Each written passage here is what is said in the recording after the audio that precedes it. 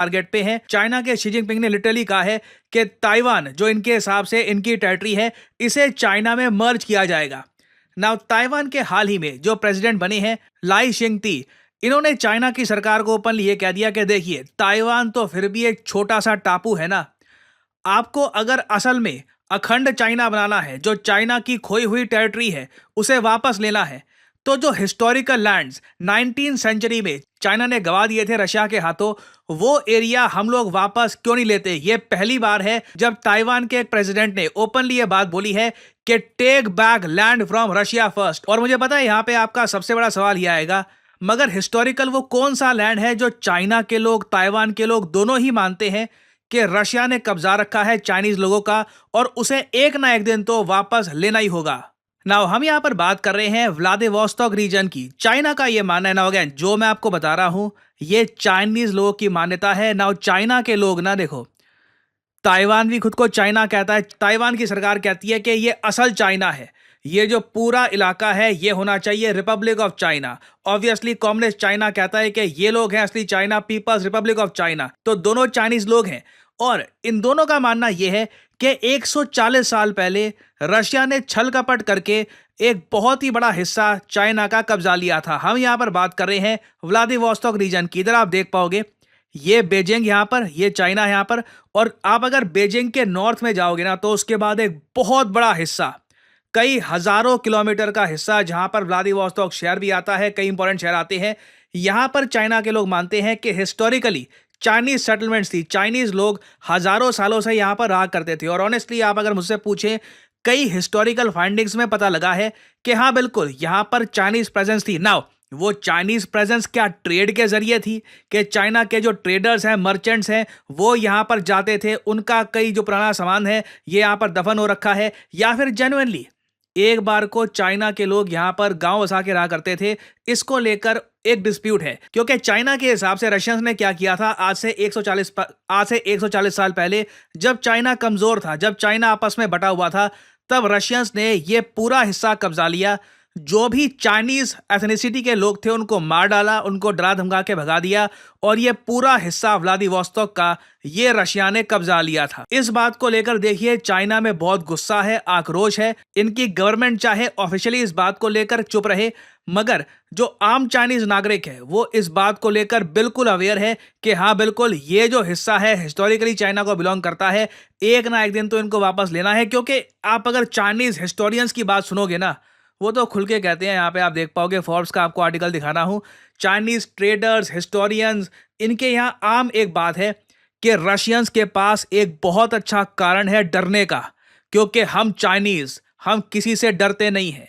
इन्होंने आगे ये कह दिया the far east is a Russian colony. और इधर आप देख पाओगे कई चाइनीज लोग तो ये भी कहते हैं कि ये बिल्कुल एक चाइनीज टेरिटरी है और रशिया इसे वापस देना नहीं चाहते ना। व्लादिमीर पुतिन के बारे में मैं ये कहूंगा, बहुत ही ज्यादा क्लेवर पॉलिटिशियन है, बहुत ज्यादा क्लेवर वर्ल्ड लीडर है। वेस्टर्न मीडिया ने हाल ही में इस बात को लेकर बहुत सारे आर्टिकल पब्लिश किए हैं। इधर आप देख पाओगे टेलीग्राफ का आर्टिकल है, यहां पे एक जियोपॉलिटिकल एनालिस्ट ये कह रहे हैं कि इससे बढ़िया समय 2024 में जो रशिया आज के समय फंस चुका है यूक्रेन वॉर में, इससे बढ़िया टाइम चाइना को नहीं मिलेगा अपना हिस्सा वापस लेने का, व्लादिवोस्तोक को वापस लेने का।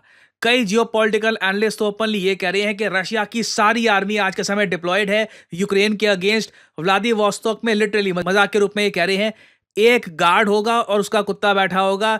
चाइनीज मिलिट्री चाहे तो आराम से व्लादिवोस्तोक का बड़ा हिस्सा कब्जा सकती है और रशिया रिटेलिएशन में कुछ भी नहीं कर पाएगा। क्यों? देखिए रशिया काफी हद तक एक्सपोज हो रहा है। जो कुर्स्क रीजन है रशिया का, इसका एक बहुत ही बड़ा पार्ट यूक्रेन ने कब्जा लिया। लिटरली रशिया की धरती कब्जा ली गई। क्या रशिया ने कुछ किया अभी तक?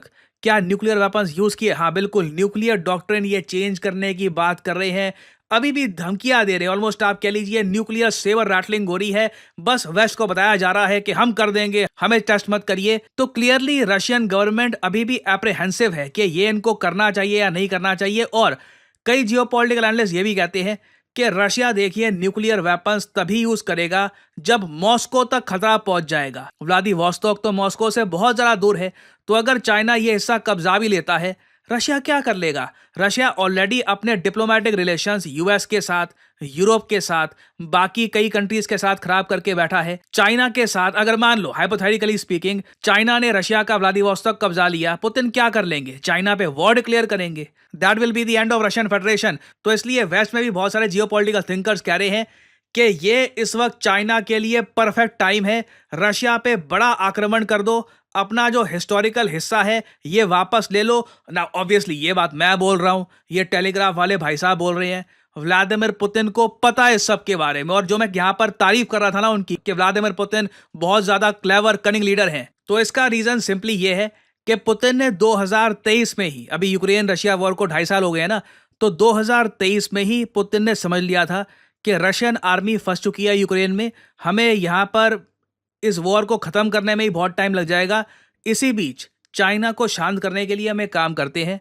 चाइना को मेन देखिए व्लादिवोस्तोक चाहिए क्यों? क्योंकि यहां पर बंदरगाह बहुत ही इंपॉर्टेंट है व्लादिवोस्तोक का। तो रशिया ने सिंपली ये किया, चाइना आपके लिए व्लादिवोस्तोक पोर्ट ओपन है, आप यूज करिए। जो मेन व्लादिवोस्तोक पोर्ट है, आपको ट्रांसपोर्टेशन करनी है गुड्स की, कुछ आपको अपने लिए लॉजिस्टिक्स के लिए इस्तेमाल करना है। आफ्टर 163 ईयर्स रशिया ने व्लादिवोस्तोक पोर्ट चाइना के लिए ओपन कर दिया है, ताकि चाइना के पास रीजन कम हो। शी जिनपिंग अपने लोगों को कह सकते हैं, अगर मान लो चाइना के लोग कहते हैं शी जिनपिंग को कि शी जिनपिंग चलिए अटैक करते हैं व्लादिवोस्तोक को, दिस इज गोल्डन अपॉर्चुनिटी।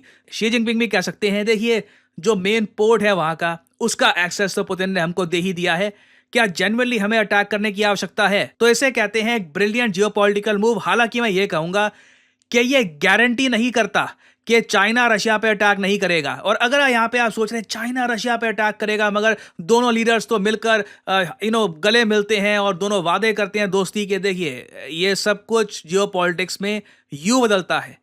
दुनिया में एक बहुत ही ज्यादा क्रूर नियम है कि कमजोर होना पाप है।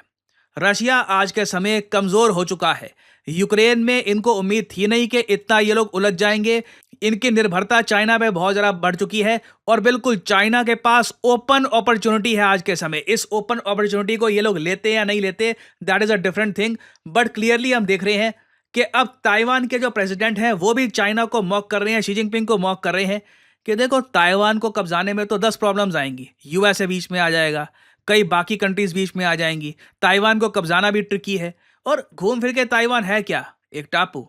मगर व्लादिवोस्तोक जो लिटरली चाइनीज मेनलैंड से एसोसिएटेड है, जिसकी बहुत ज़्यादा खराब हिस्ट्री है, चाइनीज लोगों को मारा गया था इनके हिसाब से रशियंस द्वारा, वो हम वापस क्यों नहीं ले रहे? तो ये जो सवाल है ना, ये रेज होता रहेगा। और आने वाले कुछ सालों में, अभी इसको लेकर डेवलपमेंट्स फास्ट नहीं आएंगी, टाइम लगेगा। अगर कुछ सालों में मान लो रशिया इसी तरीके से उलझा रहता है यूक्रेन में, मैं सरप्राइज नहीं होऊंगा अगर चाइना चुपचाप कहता है कि यू नो व्हाट रशिया, तुम्हारी गलती है, तुम कमजोर हो, हम इसका फायदा उठाएंगे, हम अपने हिस्टोरिकल लैंड्स वापस ले रहे हैं। इतिहास में ये कई बार हो चुका है, सरप्राइज मत होइएगा अगर फिर से होता है। और फाइनली यहाँ पे मैं आपसे एक सवाल पूछूंगा। देखिए हाल ही में यूनाइटेड नेशंस को एक रीजन में पोलियो वैक्सीनेशन कैंपेन लॉन्च करना पड़ा 6,40,000 बच्चों के लिए, क्योंकि वॉर चल रही है और यहाँ पे पोलियो अनफॉर्चुनेटली फैल रहा है। तो आपको बताना है कि हाल ही में यूएन ने ये वैक्सीनेशन कैंपेन किसके लिए स्टार्ट किया है। ये है यहाँ पे आपकी ऑप्शंस, यूक्रेन, सीरिया, गाजा या फिर नॉर्थ कोरिया। ये बहुत ही ट्रिकी कैंपेन है, क्योंकि वॉर के बीच में यूएन को बिल्कुल थोड़ा सा टाइम दिया गया है कि जल्दी से ये डोजेस जो है 1.3 मिलियन जल्दी से बच्चों को दे दो। तो बहुत मैं कहूँगा एक कठिन कार्य है जो यूएन कर रहा है। बताइए किस कंट्री में ये पोलियो वैक्सीनेशन कैंपेन आज के समय चला रहा है यूएन? कमेंट सेक्शन में करिएगा उत्तर। जो लोग सही आंसर देंगे उनकी कमेंट को मैं हार्ट दे दूंगा, ताकि बाकी लोग समझ पाए कि सही आंसर क्या है। और फाइनली आप लोगों के लिए एक इंपॉर्टेंट जानकारी, स्टडी आईक्यू के सभी कोर्सेज पे आपको एक प्राइस हाइक दिखेगा। जी हाँ, प्राइसेस बढ़ जाएंगे 3 सितंबर के बाद से। ये डेट याद रखिएगा, आफ्टर 3 सितंबर सभी कोर्सेज पे एक माइल्ड प्राइस हाइक आपको मिलेगी। तो उससे पहले आप अगर चाहें तो स्टडी आईक्यू के 2025 और जी हाँ अब 2026 के कोर्सेज भी अवेलेबल हैं। आपको सिंपली क्या करना है कि इस वीडियो की कमेंट सेक्शन में जाइए और यहाँ पे आप देख पाओगे 2 लिंक आपको दिख जाएंगे। एक में लिखा है 2025 प्रतिज्ञा बैच। अगर अगले साल ही आपको यूपीएससी एग्जाम का अटेम्प्ट देना है तो बिल्कुल आप 2025 का प्रतिज्ञा बैच कर सकते हैं परचेस इस लिंक पर क्लिक करके। बट लेट्स से आप अभी दूर का सोच रहे हैं, आप कह रहे हैं कि नहीं, मुझे 1.5 साल रुककर एक प्रॉपर प्रिपरेशन के साथ यूपीएससी का अटेम्प्ट देना है, तो 2026 का बैच पहली बार आपके लिए लॉन्च हो चुका है। जी हाँ, प्रतिज्ञा 2026 बैच। सिंपली जो सेकंड लिंक है इस पे आप क्लिक कर सकते हैं। अगर आपके गोल्स थोड़े लंबे हैं, आप एक कॉलेज स्टूडेंट हैं, आपके पास टाइम है, क्लिक ऑन दिस लिंक और यहाँ पे आप परचेज कर पाएंगे स्टडी IQ का प्रतिज्ञा बैच। बट ऑब्वियसली ये जो प्राइस यहाँ पर लिखा है, नेवर एवर पे दिस प्राइस। सिंपली यहाँ पे आपको कोड डालना है PD10 और प्राइसेस गिरना यहाँ पर शुरू हो जाएंगे और एक डिस्काउंटेड रेट पर। याद रखिएगा, ये 36 महीने की वैलिडिटी के साथ आपको मिलता है लॉन्ग टर्म कोर्स। ये आप कर सकते हैं परचेज। और याद रखिएगा, 3 सितंबर से एक प्राइस हाइक देखने को मिलेगा on all study IQ courses. So use the code PD10 and save money. और इसी नोट के साथ यह है वीडियो का अंत। Thank you for listening and as always, may the gods watch over you.